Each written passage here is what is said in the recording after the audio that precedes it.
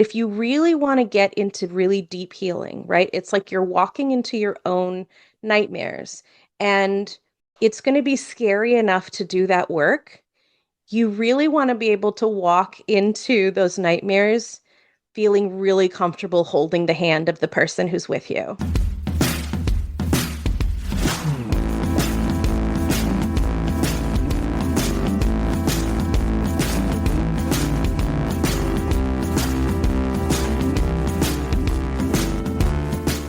Hello, and welcome to How to Be a Terrible Daughter, the podcast where we hate your terribly atrocious, horrible family for you so that you don't have to feel guilty about it. We already know that they're terrible. You don't need to prevaricate. You don't need to be nice. We already know that they suck, okay? Just let's get that out of the way.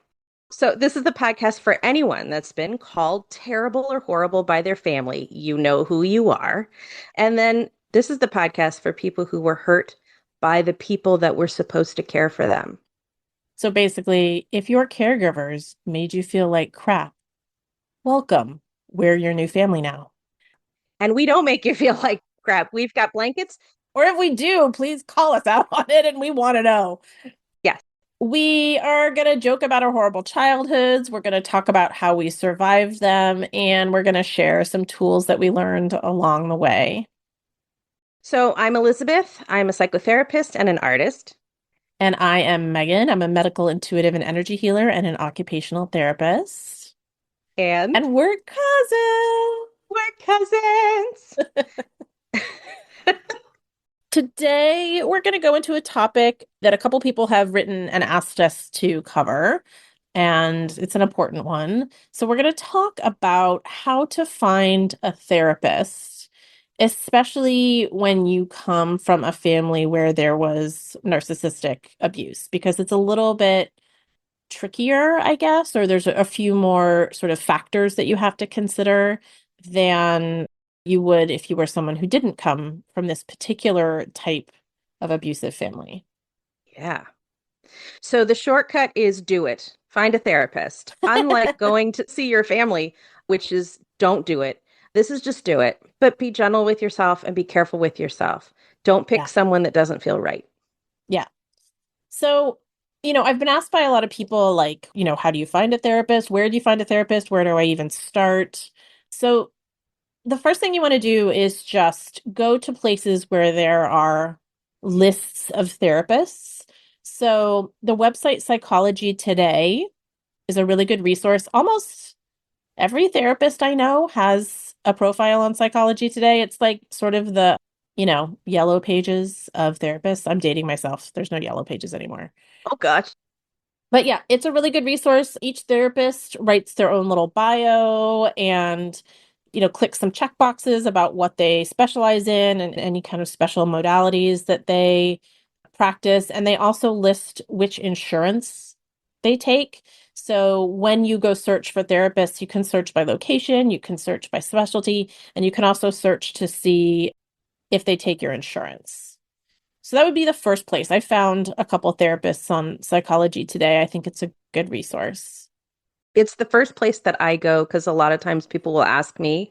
I'm happy to do like the initial Psychology Today thing. One thing I will say is if you're going to contact a therapist, ask them immediately or relatively immediately if they're still on your insurance plan, because sometimes that information is not current. And that is also the same if you go through your own insurance. Like if you have your own insurance, you can call them and say, hey, will you give me a list of therapists? Sometimes that information is out of date. Yeah, that's a good point. And your insurance company oftentimes will have a portal where you can search for doctors. So you don't necessarily have to call them if that feels scary to call and ask for a therapist. You can just search online. Psychology Today, by the way, I think the website is literally just psychologytoday.com. We are not sponsored by them, but we would be happy to be sponsored by them. If anyone out there by Psychology Today is Hello. listening and wants to send us some money Yeah, for sending sure. clients your way, yeah, we're Yeah. open to that. The other thing is you can ask your friends if they have a therapist they'd recommend, or you can ask your previous therapist if you have a therapist. Let's say you moved to a different state or, for whatever reason, your therapy with that person just came to a completion, they will be happy to give you referrals to other therapists. Yeah. Don't feel weird about it. Therapists, first of all, are supposed to be able to handle their own emotions, their own stuff. And it's not unusual at all. There have been plenty of times that someone, an old client has said to me, "Hey, I'm looking for a new therapist. Do you have anyone just don't worry about it. Don't worry about it. It's not unusual. It's something that therapists do all the time. Therapists should be giving you several, like the way that I think about it is three, if I can. So yeah, don't worry about hurting a therapist's feelings. So You mean the point of therapy isn't to make the therapist wish that they could be my friend outside of therapy? that's a whole nother issue. That's a whole other I issue. shouldn't be That's a whole doing other my issue. people pleasing in therapy. Is that what you're telling me? Yes. I will say that, there have been a lot of times where I've been a client's therapist and I have, in my own heart of hearts, been like, man, I wish I could meet them in this way or whatever. Like if it's like an identity issue or an experience issue, I'd be like, man, having a therapist who had this experience or whatever would be really helpful. And so I was just aware of my own limitations. Yeah.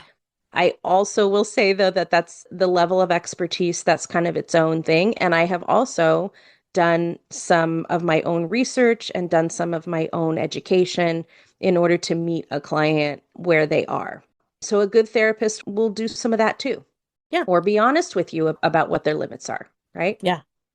And so, what you need to look for that's unique or different when you're coming out of a narcissistic abuse situation, whether that's your family of origin or whether you've been in a long-term romantic relationship with a narcissist, is a little bit different than, what you may need if you weren't in this situation. And you said something interesting when we were planning this episode. You said something like it's a specialization of a specialization of a specialization of a specialization. Can you talk a Yeah. little bit more about what you meant by that? Yeah. It's like Russian nesting dolls, right? So not all therapists are trained in trauma, right? Not all trauma therapists are trained in complex trauma. Not all CPTSD therapists are educated in the specifics of long-term child abuse, right? And also, even those people are not necessarily trained in narcissism and access to and personality disorders. So it's kind of a really tough thing, right? Because on the one hand, having that level of expertise can be super helpful and it can avoid some pitfalls, right? At the same time, you could find someone who has all of these specializations, but they kind of give you the willies. So Yeah. that's not necessarily the The answer. right person. So, So yeah. what would you say to ask somebody? So let's say you've set up like an initial, either it's the first session or you've set up a phone consult with somebody. Like what questions would you ask someone to know if they have that specialization of the specialization of the specialization that you need? Okay. Well, I'm a person who likes to get information without interacting with people. So usually what I do is I do an online search, right? So I look at their websites. A lot of times the internet will have, where this person went to school. They'll have they'll have what they specialized in, like also where they've worked, who they've worked with, and then any other like extra education that they have. So if you're looking for people who have worked, well, with children, worked with trauma, all of those kinds of things, I think the questions that I would ask, well, this is a tough one. I wouldn't have been able to say this, but similar to what we talk about in the podcast, which is I have been deeply, deeply, deeply wounded by the first people I've ever met in my life. And these were the people who were supposed to love me the most. So I have a lot of trapdoors. I have a lot of protective measures, and it's going to take a lot of time for me to learn to trust you and trust me. I don't, like, how would you handle that? It's like the dating game only for, so here I am starting talking about it, and there's like no question in there. So sorry about Yeah. that. Yeah. No, that's fine. I'm just trying to think when I first was looking for a therapist when I was, 22 or 23 and I graduated college and I finally had a job that had health insurance, right, that covered therapy. So, like one of the first things I did was get myself into therapy. And I do remember that I talked to a couple different people, but I wasn't even at the point back then where I was able or comfortable to use the word abuse at all. Absolutely. Yeah. And, so I'm just thinking, I think I described it as my childhood was messed up or my Yeah. childhood, like I know that there's some stuff that went on that I'm going to need to sort through. And yeah, I mean, I did end up finding someone that was helpful. I think what you said was really good about like my relationship with my parents didn't feel loving. That's a good place to start. And I haven't had experience of loving caregivers. Yeah. Are you a therapist who has experience with people who've had childhoods like that? I think that could be a good place to start.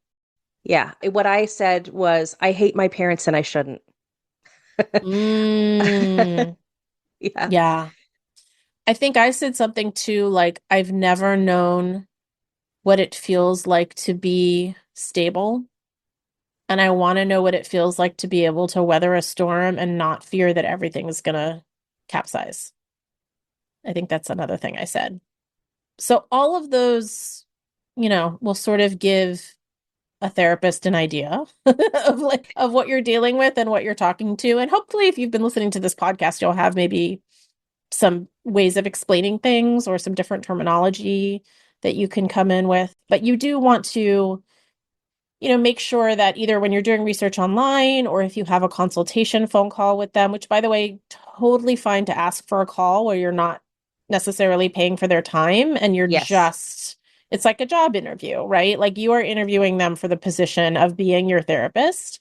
And Yeah. it's totally fine to say, can we set up a 15-minute call just so we can see if it's a good match between the two of us, right? Again, Yeah. therapists are used to this. It's comfortable for them. You're not going to hurt their feelings if you don't hire them. Say a little bit about your situation, whatever you feel comfortable with. If you want to say something like, I suspect there might have been some narcissistic abuse, but that's part of what I'm trying to sort through. That may be another helpful thing to say. But yeah, and then listen to what they say. And Elizabeth, like you said, like it should feel good. It shouldn't give you the ick, right? So listen to Yeah. what they have to say in response and see if it feels safe.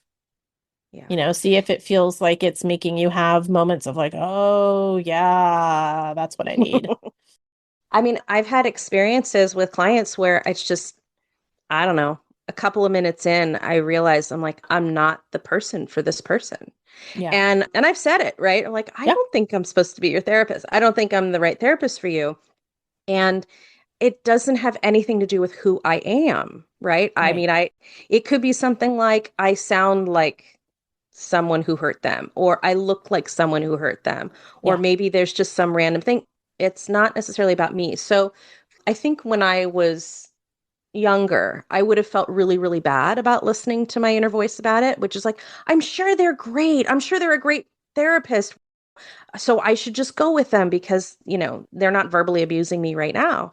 And it's like, well, here's the thing, which is, you know, it doesn't have to start this way. But if you really want to get into really deep healing, right? It's like you're walking into your own nightmares and it's going to be scary enough to do that work.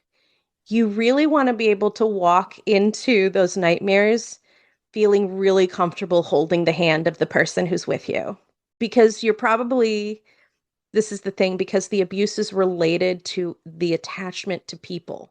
Doesn't matter who it is, someone completely trustworthy, has, the best pedigree, even is the right person, right? And that deep in your heart of hearts, you will still get scared about Yeah. sharing things with them or being with them. And that's actually part of the work. So you don't want to start out with someone like this person makes me feel uncomfortable because you're going to feel uncomfortable in the thick of it, right? You want to start out feeling good. And one of the things that I would say to people, like in the initial like phone call or whatever, would be like, you trust yourself.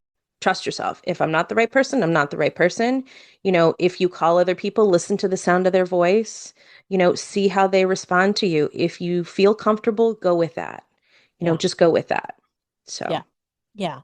I think that another thing too, I mean, I do the same thing. Like I won't take on clients for my healing sessions without doing a consult call chat. yeah, And yes, it's so that they can gain more information about me and how I work, but it's also to make sure that, it's a good match. I always tell everyone I am not the healer for everyone, no matter how talented I am or how many years of yeah, experience I have or how much your friend raved about me. I'm not the mhm, healer for everyone, right? yeah, And mhm, not everyone is the right client for me. And I think that's also true when it comes to therapy is just because someone is an amazing healer in whatever way they've trained doesn't necessarily mean they're the healer for you. And that's totally okay. That's totally fine. So, I often think of finding a therapist. It is a lot like going on a bunch of first dates, right? Like you have to sort yeah, of and whether that's researching them online and that's how you get to know them or having like a couple of these quick phone calls that we were talking about, like it really is like going through a bunch of first dates and trying to find someone who just makes you feel safe and comfortable and not listening to necessarily how many degrees they have or how well reviewed they are or that your best friend in the world says that this is the therapist that changed their life. Like really pay attention to internally, do I feel good with this person? Does this person make me feel good? yeah. I don't remember if I told this, but I went on an initial consultation with a psychiatrist and I left after like 15 minutes. And I stood up and I'd be like, I think I should go, or like, I don't think we need to talk anymore. And she goes, "You're firing me?" I'm like, "Yes, I'm firing you." And she's like, "I have an excellent reputation in the community." What? And I was like, in my head, Well, I'm like, there's a I red don't flag get, right there. I know, That's I'm not a like, good I don't therapist for give a not a good therapist for fuck. you or anyone. Sorry, lady. I know, exactly. And who knows? I mean, I know that there were a couple of specific reasons, but yeah, no, no, no, no, no. It doesn't matter what anybody else It does thinks not. It at really all. doesn't. Okay, so that's sort of how you would go about finding a therapist and then having chats with them and all of that questions to ask. Some of the other things you might want to look into, again, specifically if you're coming from a narcissistic abuse situation, are some modalities that are a bit more tailored or appropriate for this kind Yes. of abuse. So, the first one we'll talk about is internal family systems. Do you want to explain a little bit about internal family systems, or I can? I don't know if I have more information than you do because it's not something that I'm trained in, but I love it. It's great. Yeah, I'm not specifically trained in it either.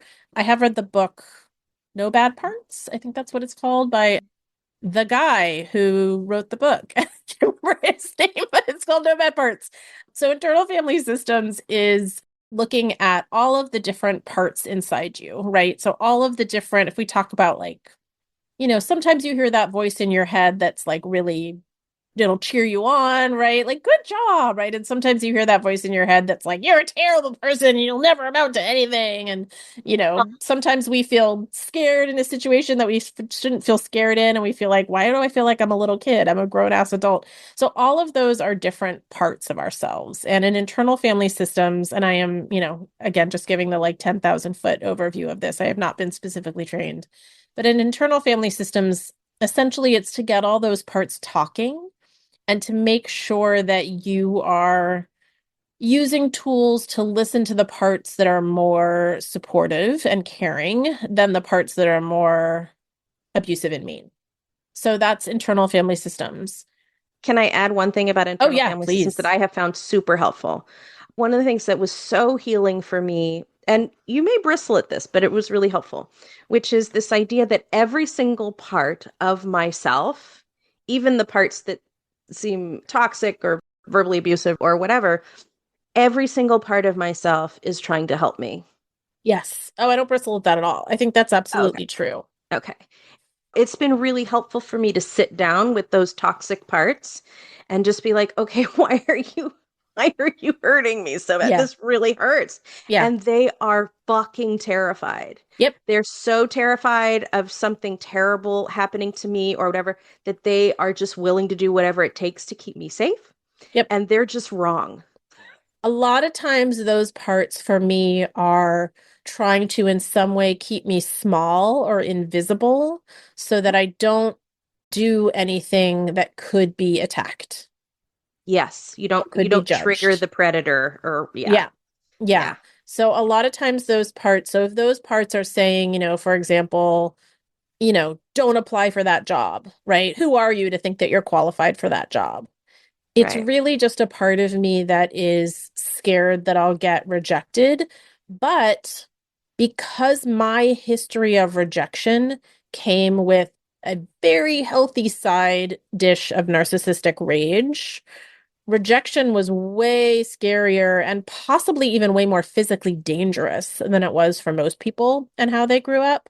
Yeah. And so that part is trying to protect me from, being gaslit or punched or scratched or any of the things that happened to me when I was a little kid, right? So it's not an irrational part of me when put in the context of what did actually happen to me when I would go out on a ledge or try something or.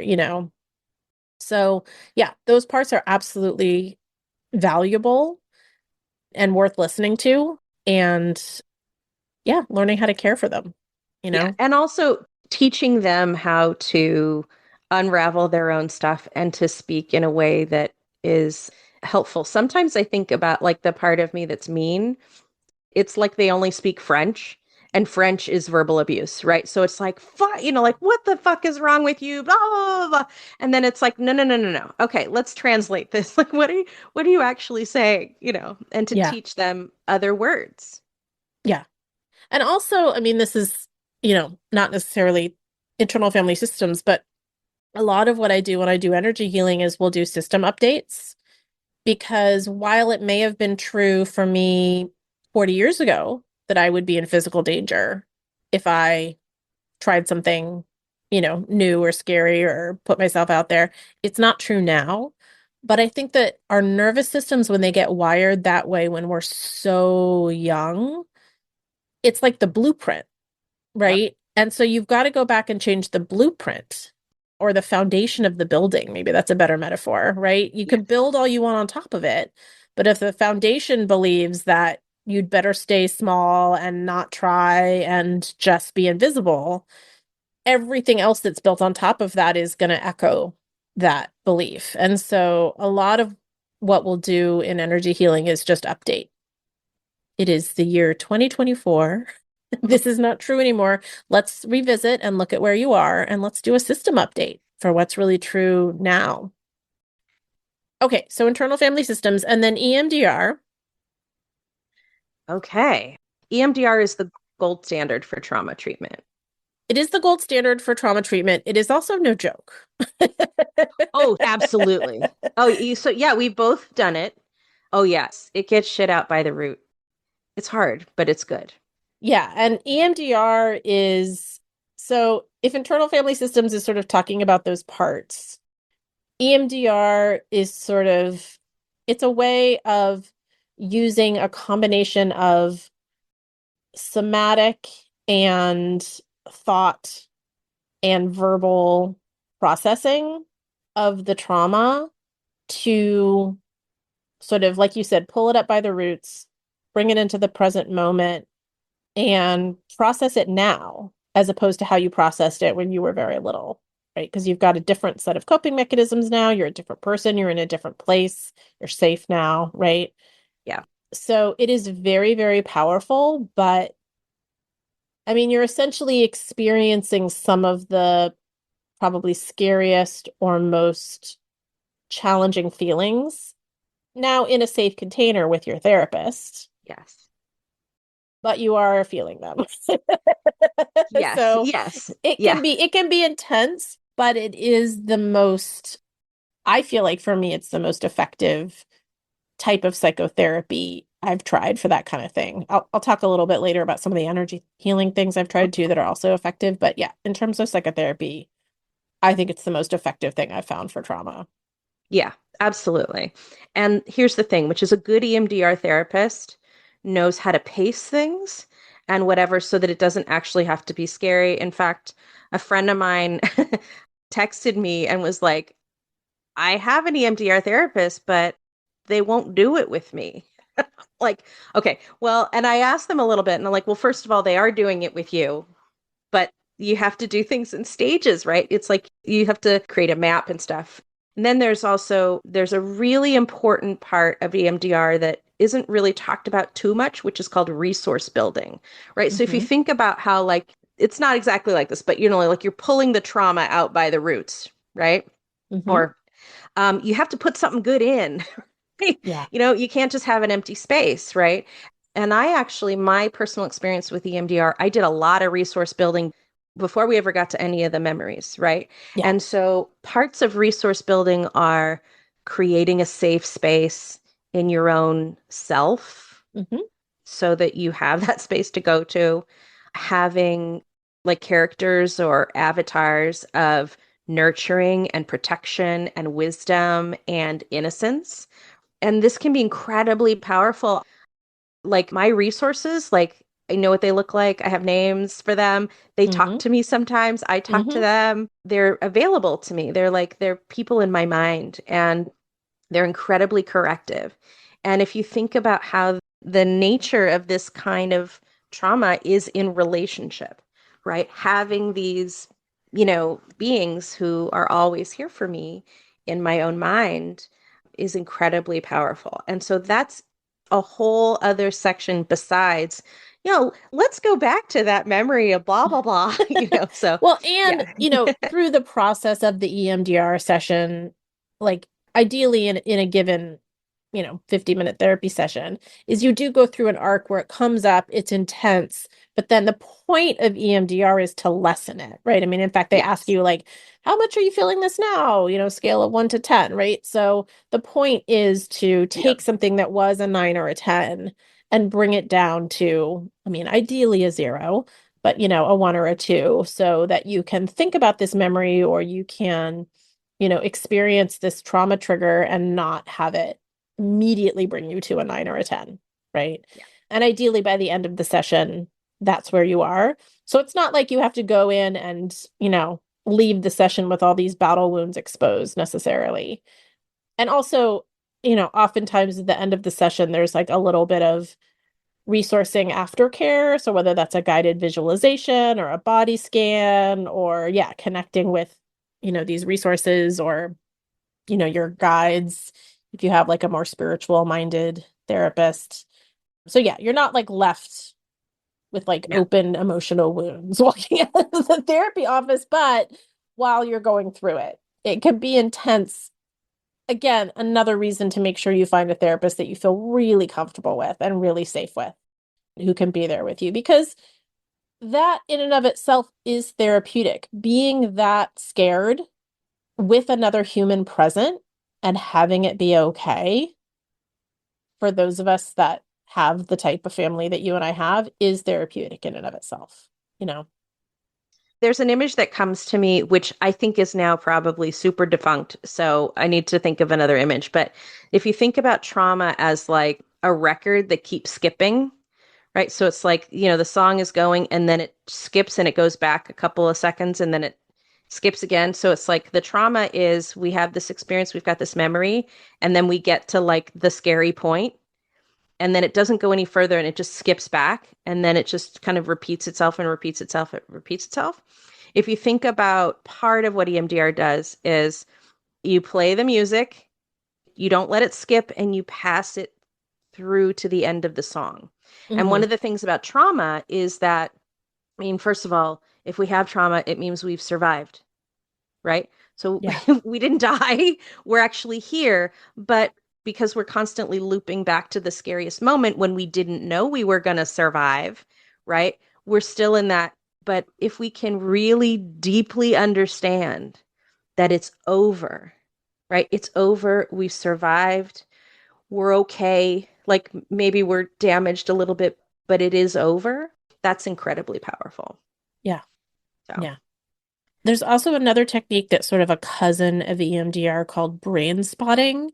And I don't know a mhm. ton about that, although I do have clients of mine who've used it and had great success. But I just wanted to mention that's also something you could look into is brain spotting. And then can you talk about IBP? Yeah. So IBP is the somatic therapy that I was trained in, which is called it's integrative body psychotherapy. And the somatic therapy came out of the human potential movement, blah, blah, blah, blah, blah. Specifically, one of the beautiful things about IBP is that there are a bunch of different tools, one of which are physical exercises, including breathing and movement, that actually stimulate the brain similarly to how EMDR does, but through movement. The idea is that we carry in our bodies, right?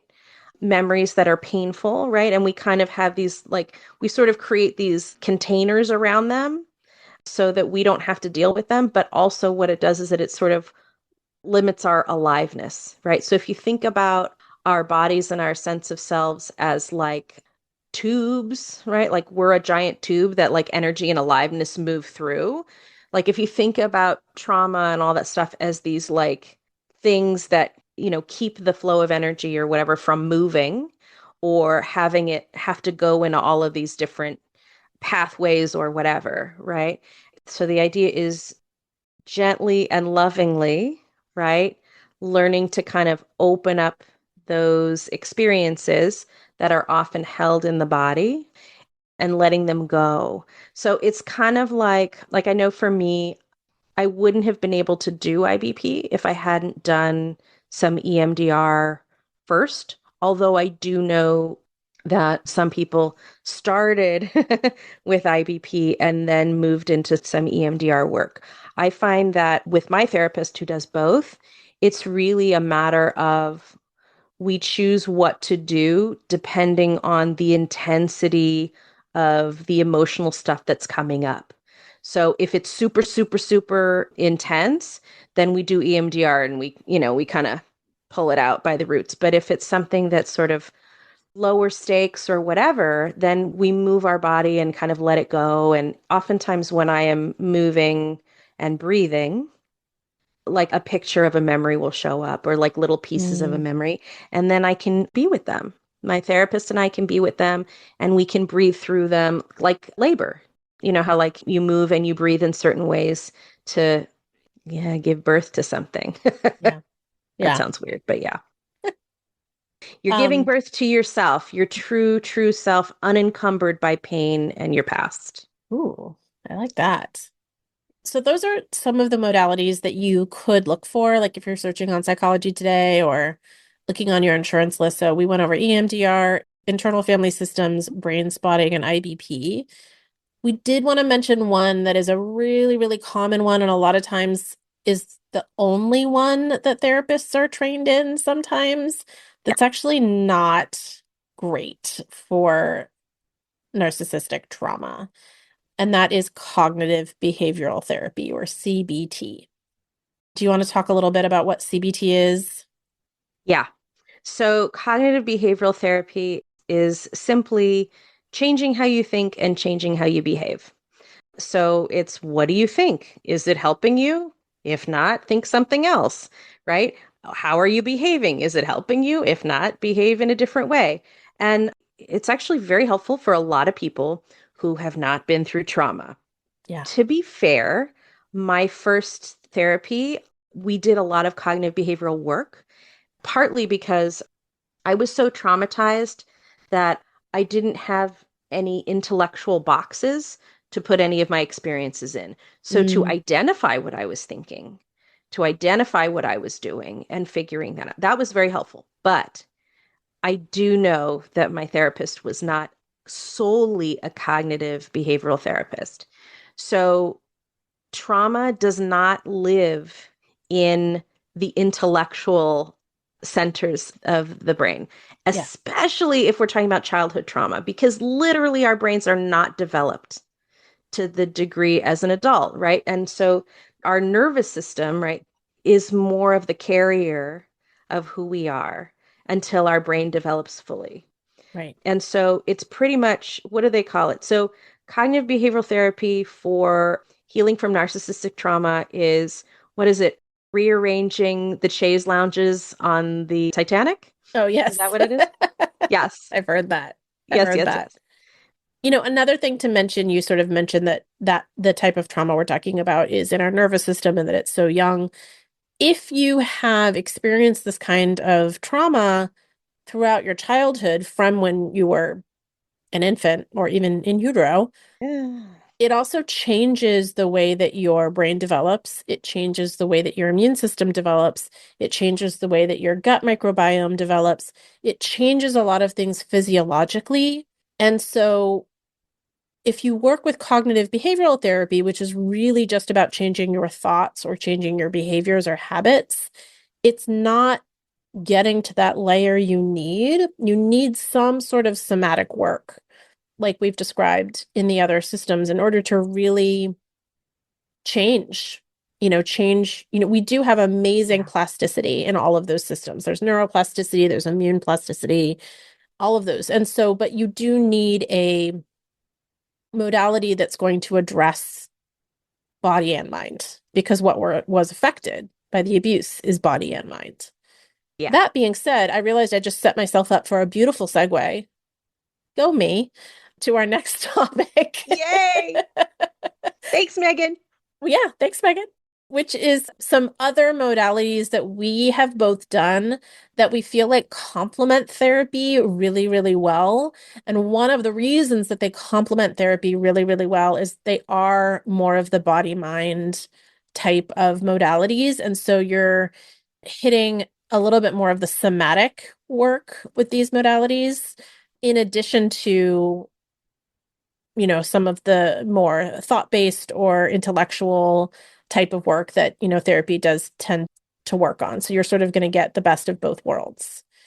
And so a couple things we came up with. So the first is meditation. We've both been meditators for 25 years, Yeah. longer, Yeah. something like that, Yeah. a long time.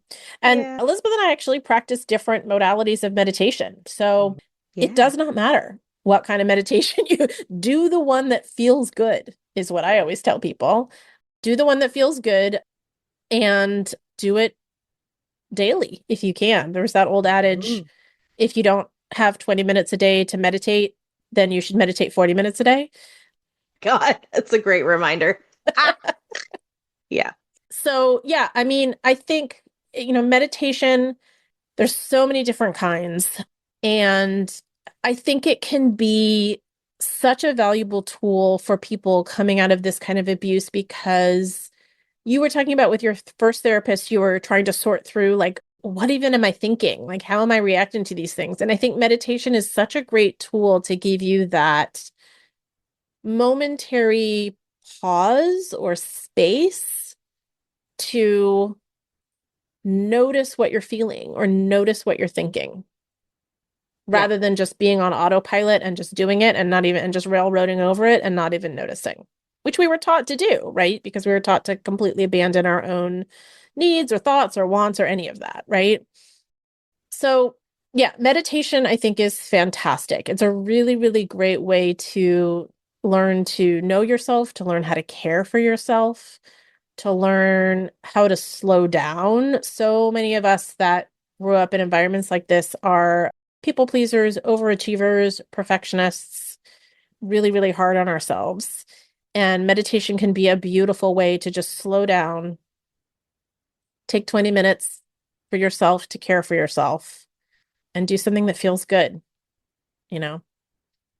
And there's many different ways of meditating, and you can do it badly, just so you know, because like I think the big thing is like, well, they told me to empty my mind, and my mind isn't empty, So, if that doesn't work for you, like there are walking meditations, Yeah. there's visualizations, there's all sorts of ways of having a meditative experience. Yeah. And don't drive yourself crazy doing the one that's hard or the one that everyone is doing. You Right. just find Just one. find one that Yeah. you like, find one that feels good.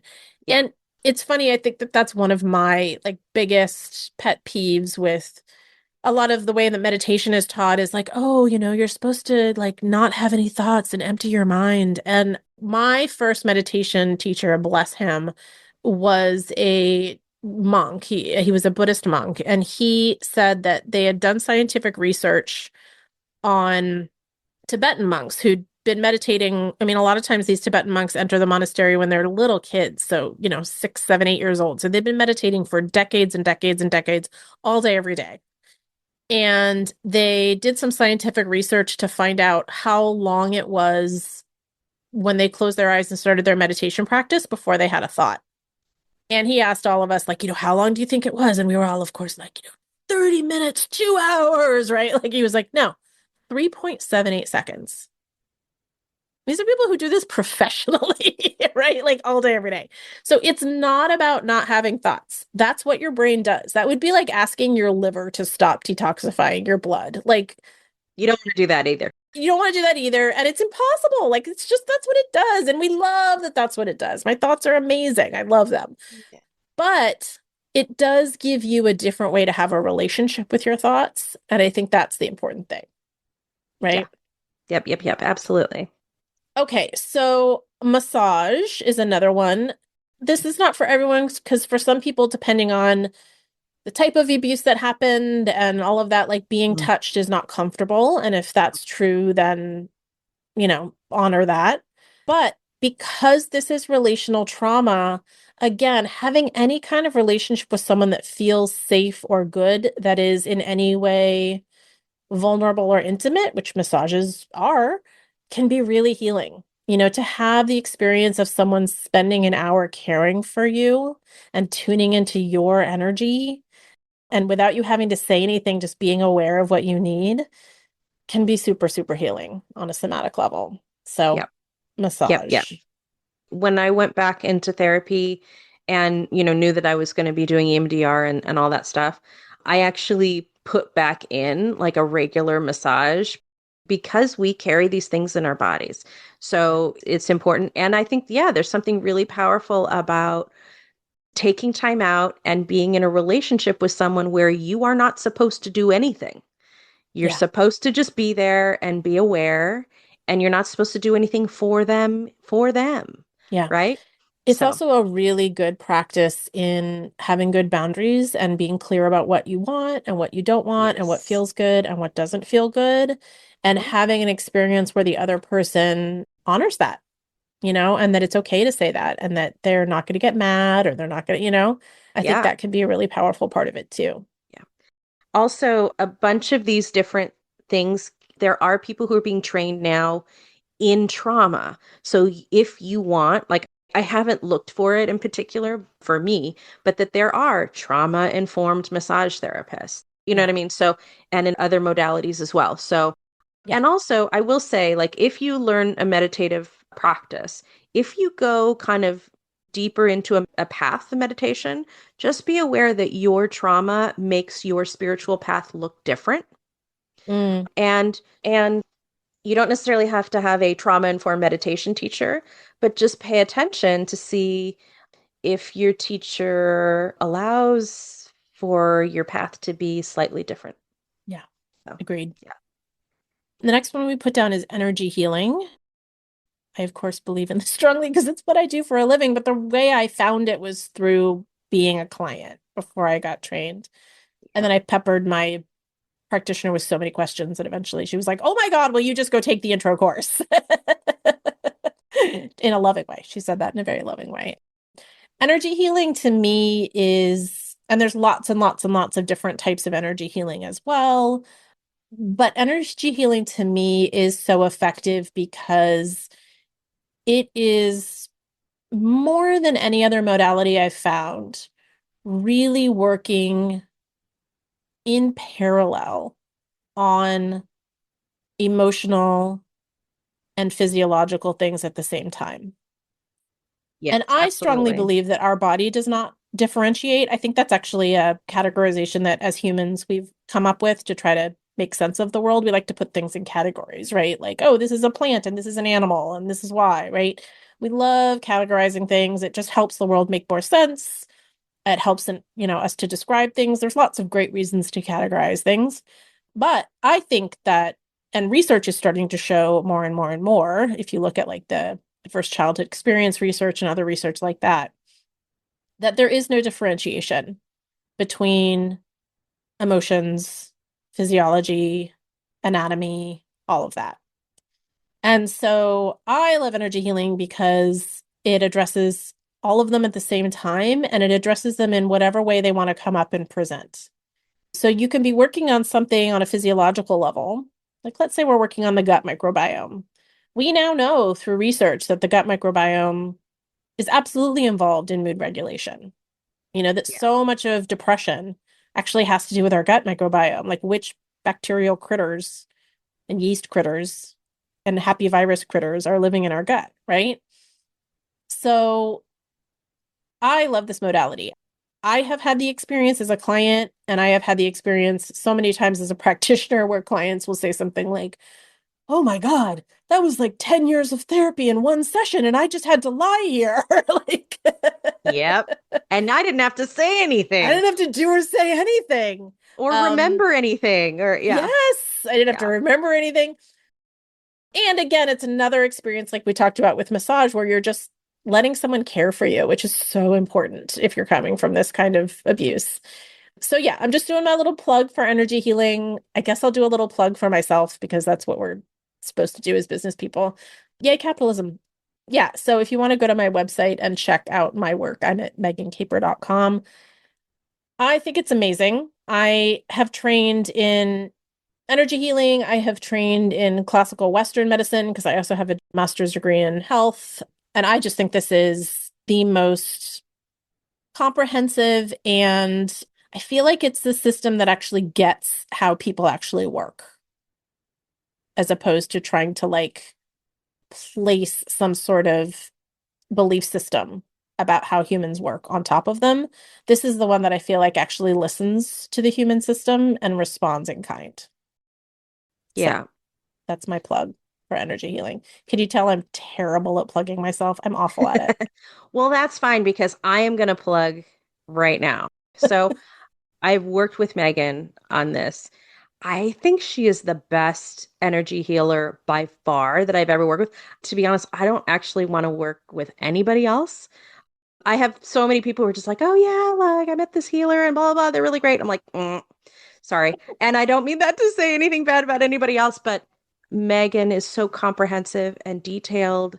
And one of the things that's so beautiful about her work is that, I'm used to psychology and I'm also used to like spiritual stuff and physical stuff, but that when she works with me, she can see things from a different facet than would ever occur to me. And it is so great.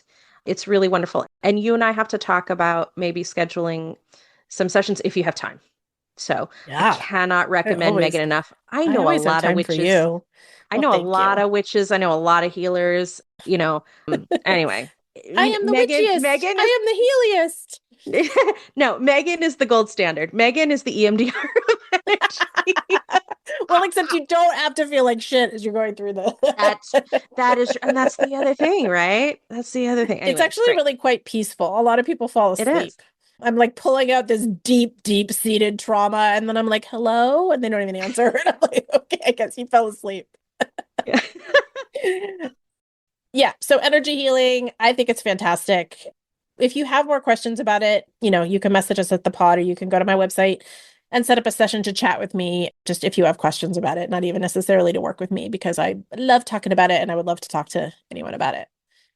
Yoga can be amazing. Again, you want to make sure you're looking for someone that fits with what you need. So someone who's trauma informed.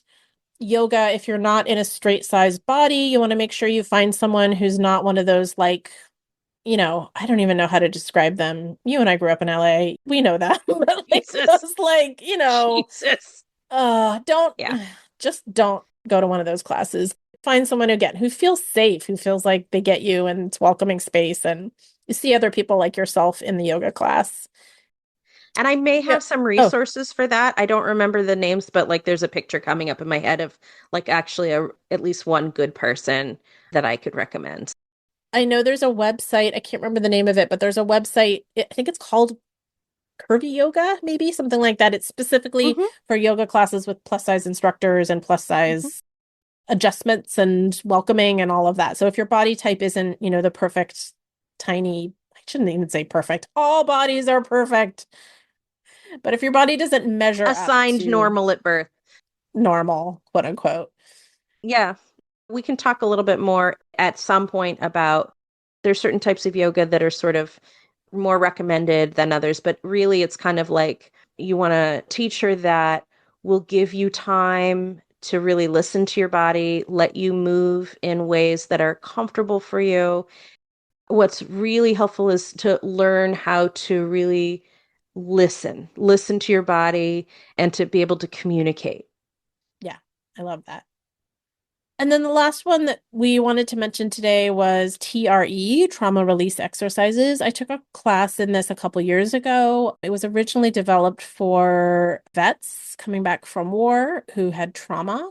And it's essentially a way of creating a shaking movement in your body that sort of comes from your sacral region, from your pelvis, that re-regulates your nervous system. I believe it works with your vagus nerve, which has gotten a lot of press over the last couple of years, vagus nerve regulation. It can be effective. I personally didn't continue the practice very long after the class, but the friend that I took the class with loved it and went on to take like more classes and whatever. So again, with all of these, just find what works for you. And if it doesn't work for you, leave it. And if it does, then great. You have another tool in your toolbox. Yeah, absolutely. Yeah.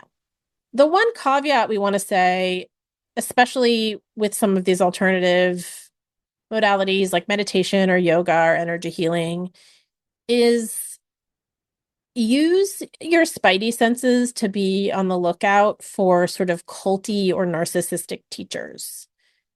I think that there can be a tendency in these fields for them to attract narcissists.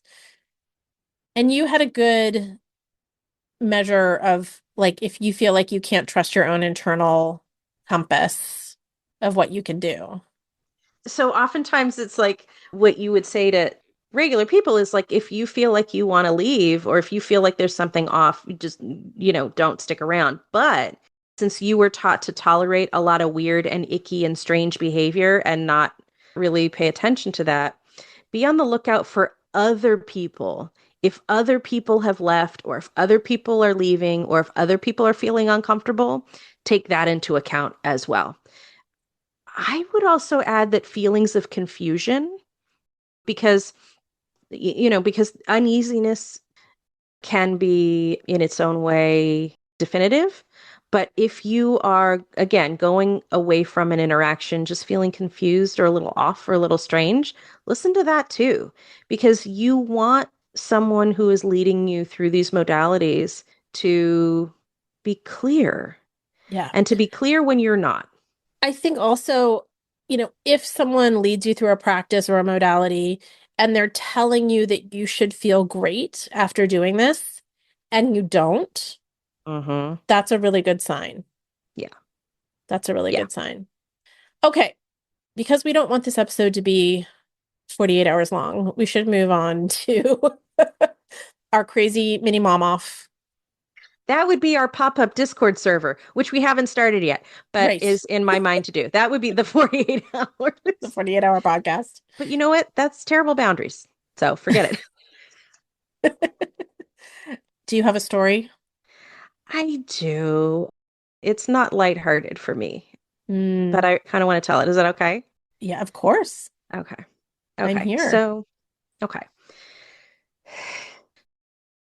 These are things that my mom said to me when I was younger that I carry with me.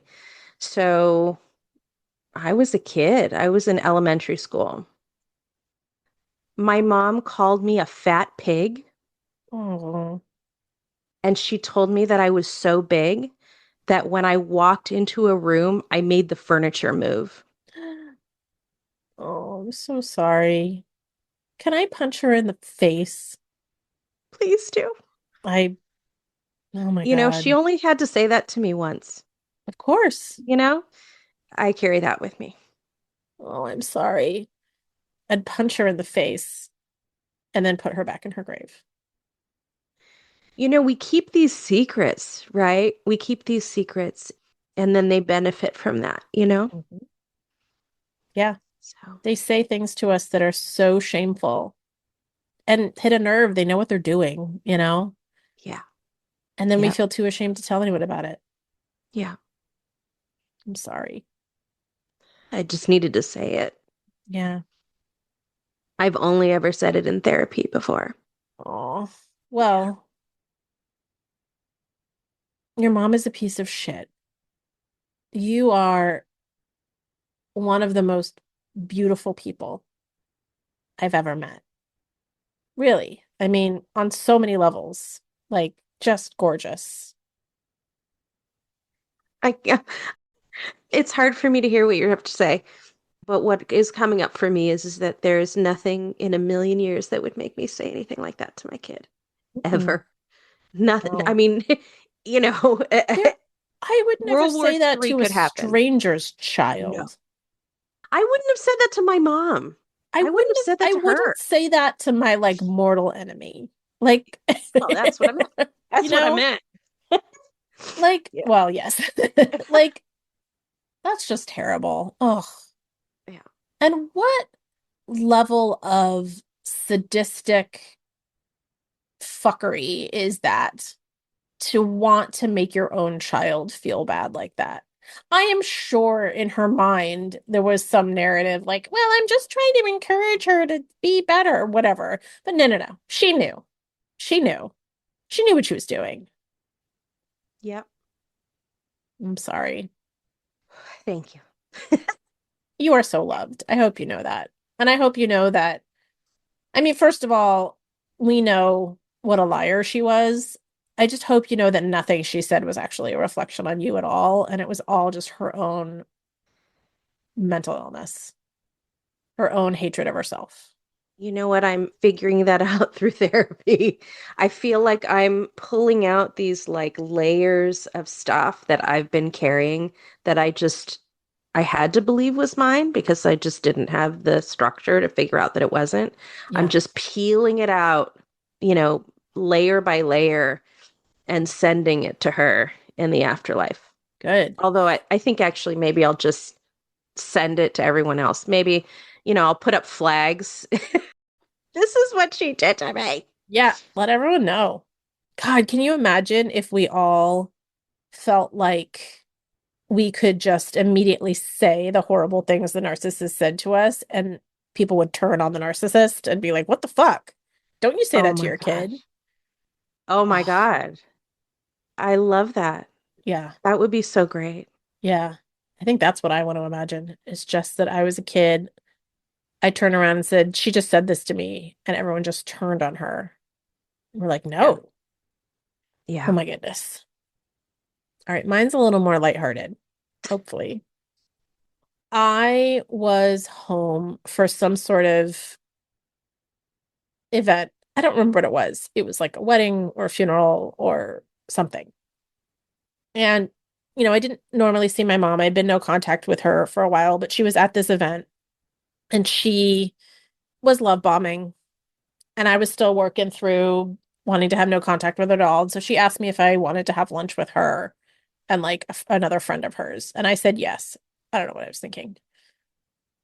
The entire time we were planning this and we were talking about it, and just the whole time I was talking to her at whatever function this was, she was telling me how she had no money and how everyone was horrible to her and how, my dad, when he divorced her, had left her high and dry, which was absolutely not true. But basically, how she had no money. Right. And my mom, she would complain she had no money, but then she never had a job. She never worked a day in her life. So, she would complain about this and be the victim, but not actually do anything to remedy the situation.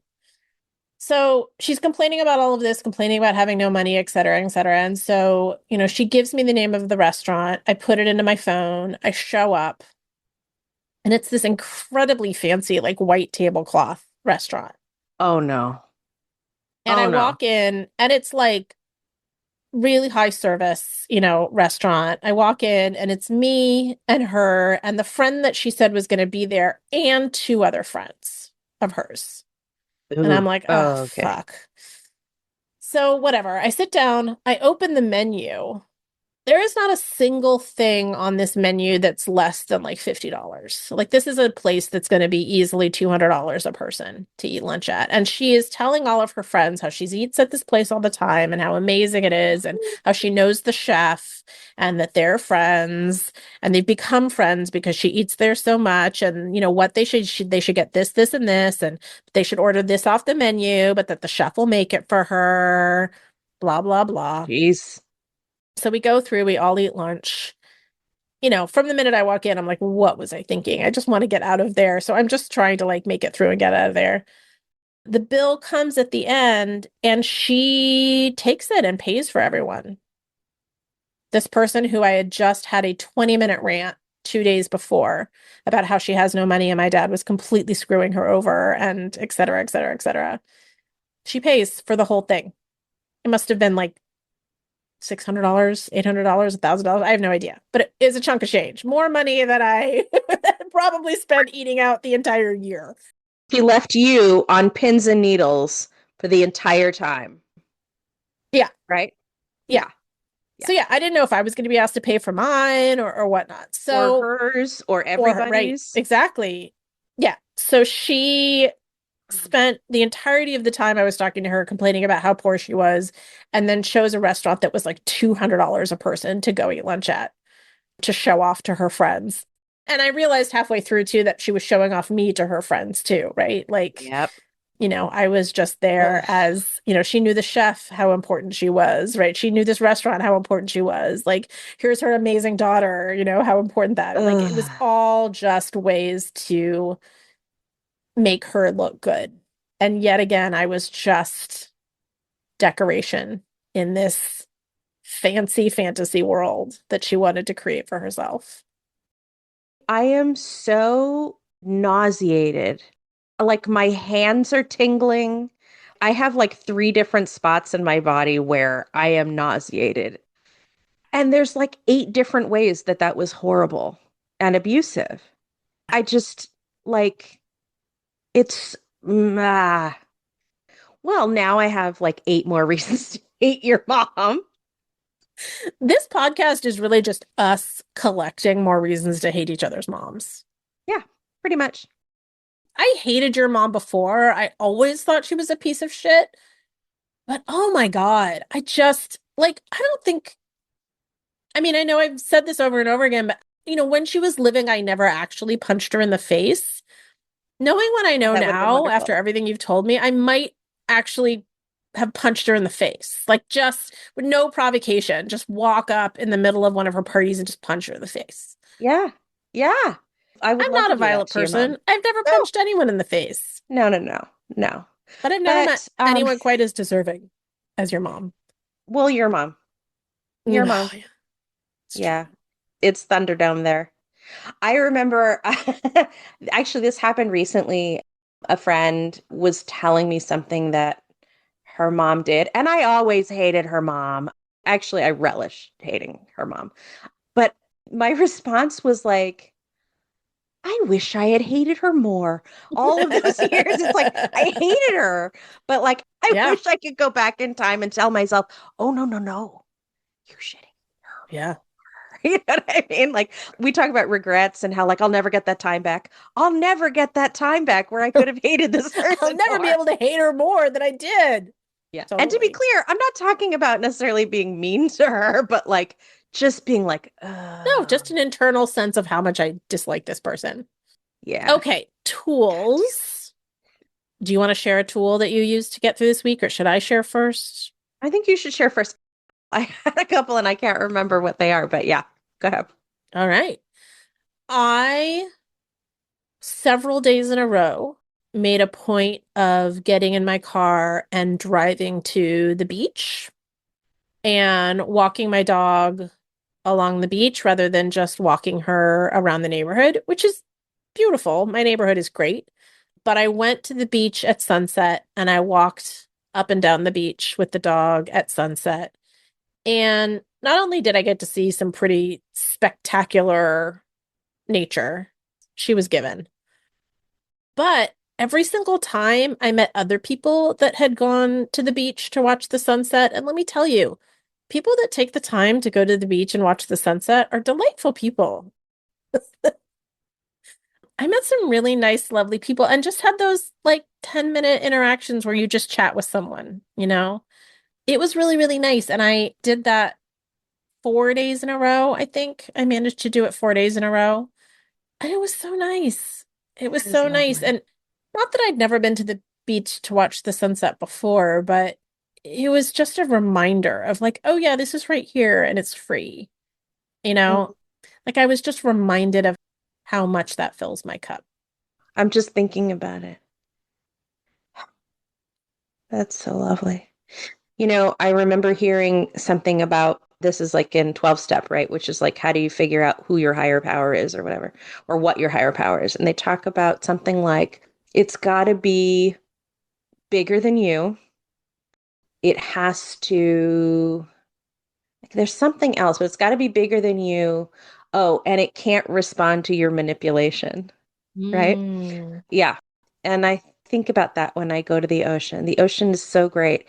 It's doing its thing. It is so much bigger than anything about me, right? And then I can't do anything to it or anything like that. So Yeah.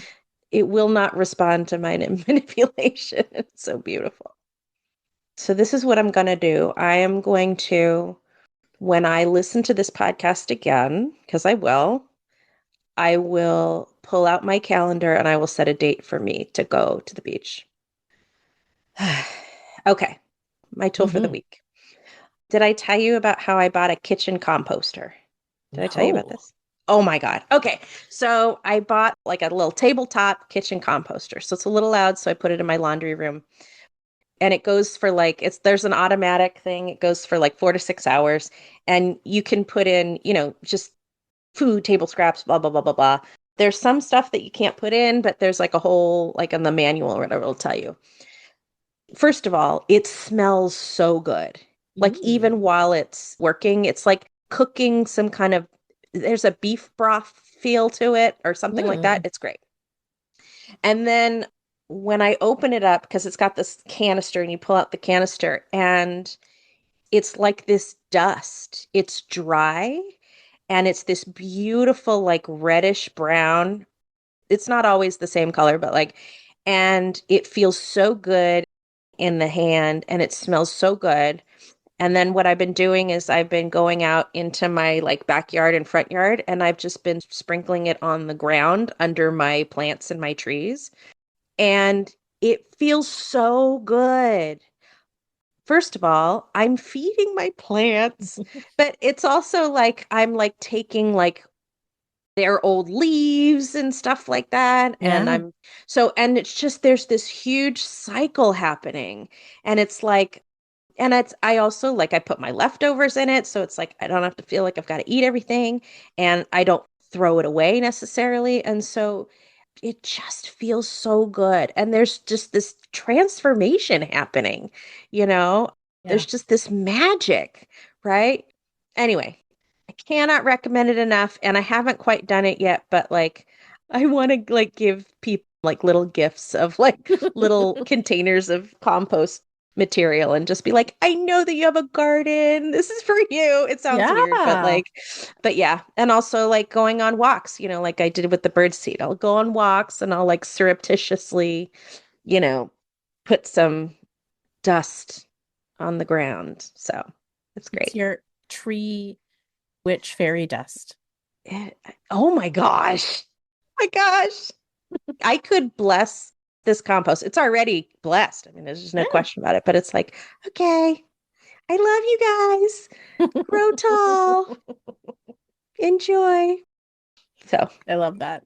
I'm a compost barista. You should leave little cups with black Sharpie name of the trees with the compost next to it, That's true. but spell their name wrong. I've got a Venti compost no foam for Roberta. That's the name of our front yard tree. I was just gonna say, you guys should all know that that is actually the name of the tree in their front yard. My kid named. I've met yeah. Roberta. She's amazing.